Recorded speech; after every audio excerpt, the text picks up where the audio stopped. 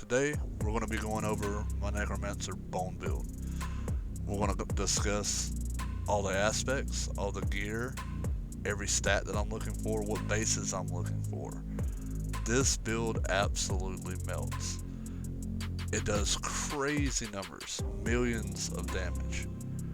I've had multiple butcher encounters on tier 4, instantly deletes them, not a problem. We've gone into world bosses, tier 4, I'm lining up my crit right here, as you can see. As soon as I start critting, deletes them, melts them. So what makes this build tick? How does it work? Let's get into it.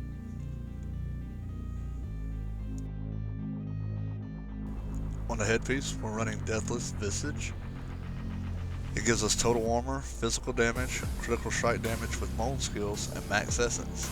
The more max essence you have at the time of casting Bone Sphere, the harder the Bone Sphere is going to hit. On the chest, we're running the Protector. It has physical damage, max life, intel, damage reduction from distant enemies. On the hands, we're running Grasping Veins. Critical strike chance against injured enemies, damage to injured enemies, has a lucky hit to restore primary resource, and of course, 4 ranks of Bone Sphere. The more Bone Sphere you have, the harder your Bone Sphere is going to hit. On the legs, we're running Disobedience, and actually got a good roll on this. So while injured, your potion also restores 30% resource, which is huge. We have damage reduction from distant enemies, damage reduction from close enemies, damage reduction from while you're injured, and damage reduction while you're fortified.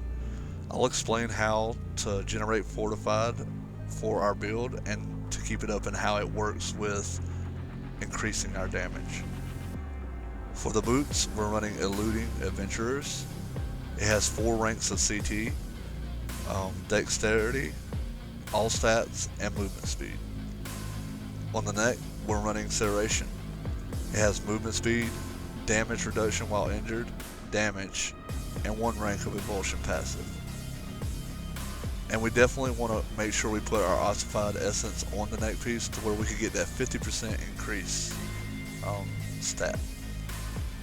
On the first ring, we're running Sacrificial. It has critical strike damage with bone skills, vulnerable damage, critical strike damage, damage to distant enemies. On our second ring, we're running Torment. Damage to stun enemies, critical strike chance, fortified generation, critical strike damage with bone skills. Again, that fortified generation is going to come in very handy with this build because while we're fortified, we're going to be doing 25% more damage. For our weapons, we're using Splintering, and I actually got a really good roll on this. It has 52.5% critical strike damage, 150 intel, 49.5 critical strike damage with bone skills, 58.5 damage to distant enemies, and 81 all stats. On the gems, we're going to be running 12% critical strike damage to vulnerable enemies on our weapon. We're going to be running all armor on our jewelry, and every armor piece is going to be max life. Okay, let's go over abilities. So we come to the skill tree, and we're going to take 1 into Bone Splinters and 1 into Enhanced Bone Splinters. That is going to get us down to our core. We're going to take 3 here, 3 here, and 3 here.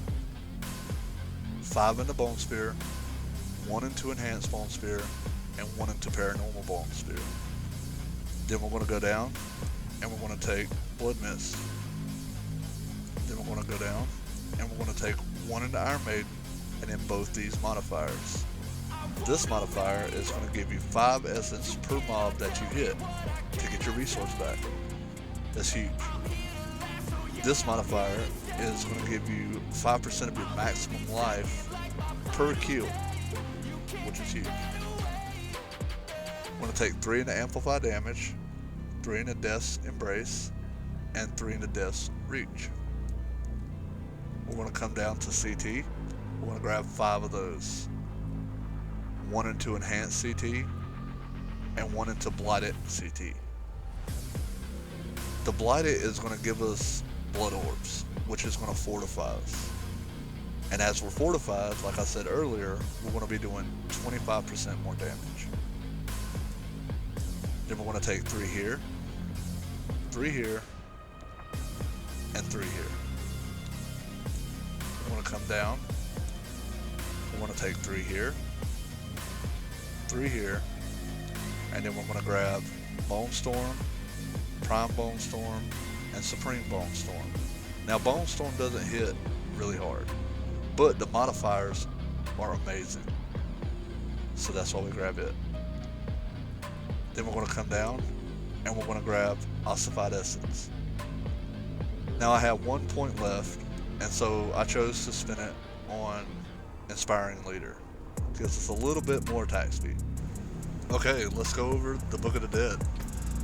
So for Skeletal Warriors, we're sacrificing them, and we're going to take the critical strike chance. For Skeletal Mage, we're going to sacrifice them, and we're going to take 18 more Essence, because more Essence is more damage. And for Golems, we're going to sacrifice them, and we're going to deal 36% increased critical strike damage.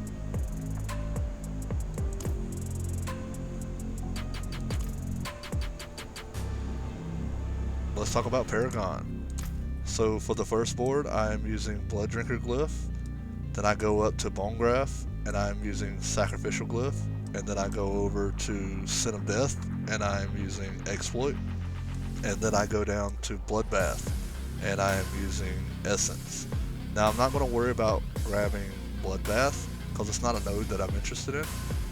But eventually, as I level up and get more nodes, I am going to be working my way off to the left side of the board to add the 5th and final board. As I level up and get more nodes to spin, I will make update videos, and that's the build, guys. I hope it works for you. I hope you enjoyed the content. If you did, hit like, share, subscribe, and it'll help me grow my channel. See you in the next one.